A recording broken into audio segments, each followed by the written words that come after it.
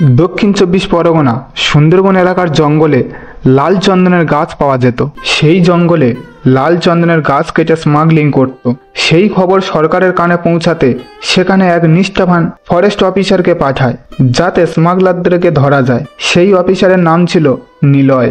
আমি এখানে থাকতে আর কেউ লাল চন্দনের গাছ নিয়ে স্মাগলিং করতে পারবে না।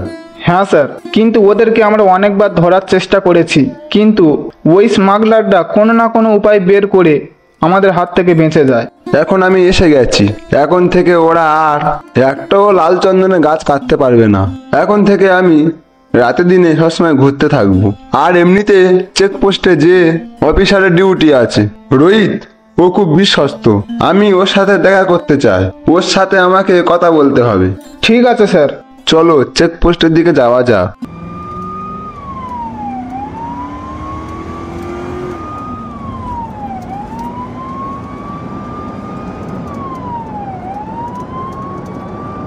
Hello sir, good morning. আমি আপনার খুব নাম শুনেছি, আপনাকে আজ আমি প্রথমবার দেখছি। আপনি বড় বড় কেস নিমিষের মধ্যে সলভ করে দেন। Thank you. আমি তোমার বিশ্বস্ততার অনেক গল্প শুনেছি। Thank you sir. আমাদেরকে স্মাগলারদের ব্যাপারে খোঁজ খবর আরো বাড়াতে হবে। এখন লাল চন্দনের গাছ কেটে চুরি হচ্ছে, এই রকম চলতে থাকলে লাল চন্দন দেখাও মুশকিল হয়ে যাবে রোহিত। স্যার, আমি জানি এর পেছনে কে বা কারা আছে। তবে তুমি তাদেরকে কিছু করছো না কেন? আর এর পেছনে কে আছে সেটা আমাকে বলো। স্যার, এর পেছনে পুষ্পা রাজ আছে। তুমি যখন জানো যে পুষ্পা একজন স্মাগলার, তাহলে এতদিন ওকে গ্রেপ্তার করোনি কেন? স্যার, ও ওই জঙ্গলে মানুষ হয়েছে, ওই জঙ্গলে প্রতিটা জায়গা ও জানে। যখন আমরা ওকে ধরার চেষ্টা করি ও জঙ্গলের মধ্যে মিলিয়ে যায়। তাহলে এই ব্যাপার, ওকে হয়তো আমরা জঙ্গলে ধরতে পারবো না, কিন্তু আমরা তো লাল চন্দনকে চেকপোস্ট থেকে বাইরে যাওয়া থেকে আটকাতে পারি, তাই না? হ্যাঁ স্যার, আমি হেডকোয়ার্টারের সমস্ত কথা বলেছি। হেডকোয়ার্টার থেকে আরো কিছু হাবিলদারকে এই চেকপোস্টে পাঠানো হচ্ছে। আশা করি লাল চন্দনের চুরি বন্ধ হয়ে যাবে। আমরা সবাই মিলে একসাথে কাজ করলে সব ঠিক হয়ে যাবে। কোনো স্মাগলার আর একটাও লাল চন্দনের কাঠ এই চেকপোস্ট থেকে বাইরে বার করতে পারবে না। ফরেস্ট অফিসার সবসময় জঙ্গলকে পাহারা দিয়ে দিয়ে রাখতো। দিনে রাতে সে মাঝে মধ্যে জঙ্গল থেকে ঘুরে আসতো। একদিন পুষ্পা ফরেস্ট অফিসারের আসার খবর পেয়ে গেছে। ভাও, ওই অফিসার জঙ্গলে দিনে রাতে ঘুরে বেড়াচ্ছে। এখন আমরা কিভাবে লাল চন্দনের গাছ কাটবো? এত চিন্তা করিস না কেশব, সব সমস্যার একটা না একটা সমাধান থাকে। এদিকে সরে আয়, তোকে যেভাবে বলবো সেভাবে কাজ করে যা।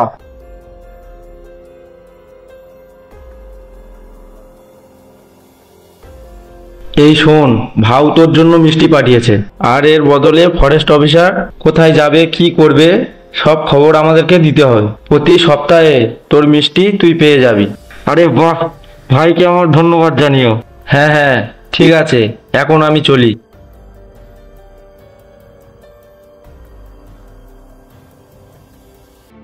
এখন দেখার বিষয় এটা যে ফরেস্ট অফিসার আমাকে কি করতে পারে।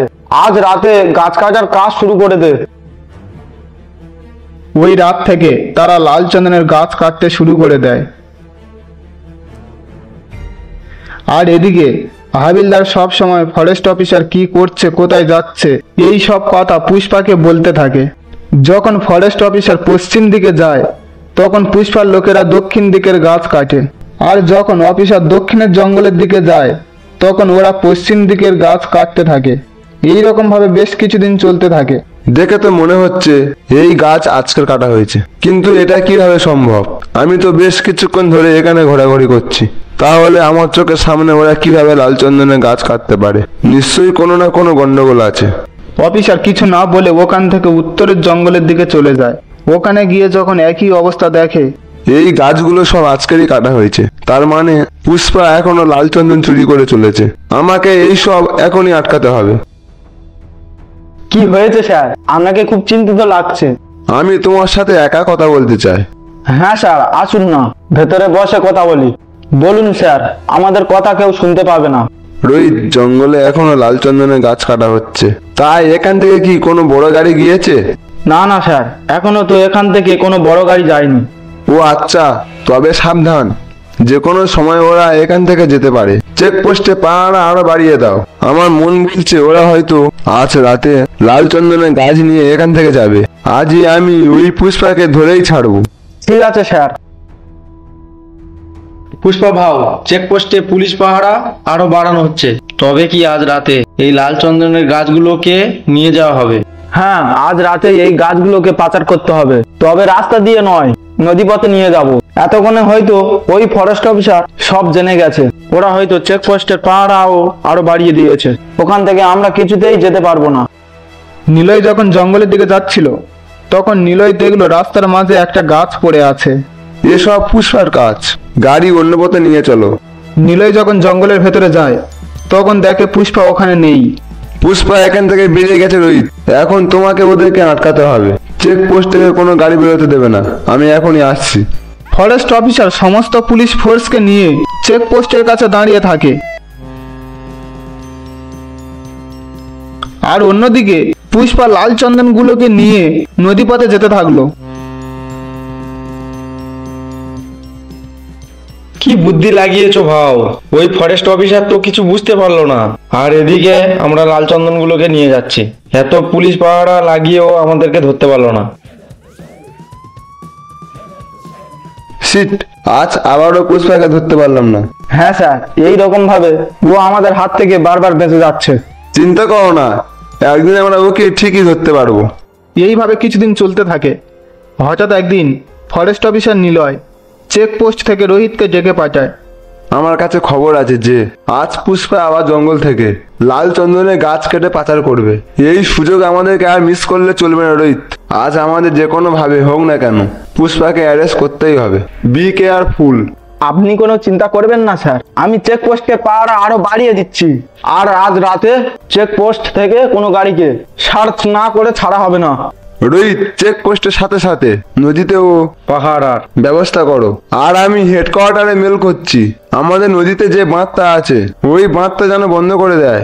তারপরে দেখবে ওরা নদী পথে কিভাবে যেতে পারে। ঠিক বলেছেন স্যার, আপনি কোনো চিন্তা করবেন না, আমি সব ব্যবস্থা করছি। দেখি ওরা এবারে কিভাবে চন্দনকাঠ নিয়ে যেতে পারে।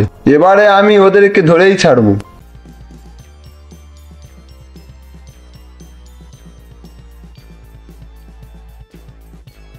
ভাও, ওদিকে পুলিশ তাদের চেকপোস্টের পাহারা আরো বাড়িয়ে দিচ্ছে। এবারে চন্দন কাঠগুলোকে কিভাবে নিয়ে যাবে? আগের বারে তো জাহাজে করে নিয়ে যাওয়া হয়েছিল, এবারে তো ওরা নদীর বাঁধ বন্ধ করে দিয়েছে, তাই এবারে নদী থেকে যাওয়া যাবে না। এবারে তাহলে কি করবে ভাও? পুষ্পা রাজ মেয়ে ঝুঁকিকা নেই সালা, কাজ তো আজ রাতেই যাবে। আর ওরা যত পাহারা ব্যবস্থা করছে করতে দে, ওরা এবারেও আমাকে ধরতে পারবে না। সব কাজগুলোকে নিয়ে গাড়িতে লোড কর, এবারে শুধু রাত হবার অপেক্ষা।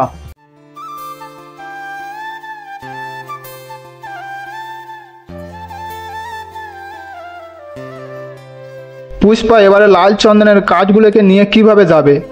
তবে কি পুষ্পা এবারে পুলিশের হাতে ধরা পড়বে? এই ভিডিওর দ্বিতীয় পার্ট দেখতে চাইলে কমেন্ট করো আর চ্যানেলটিকে সাবস্ক্রাইব করে পাশে থাকা বেল আইকনটি দাবিয়ে দাও। আর বন্ধুরা, এই ভিডিওটি তোমাদের কাছে কেমন লেগেছে সেটা কমেন্টে জানাবে।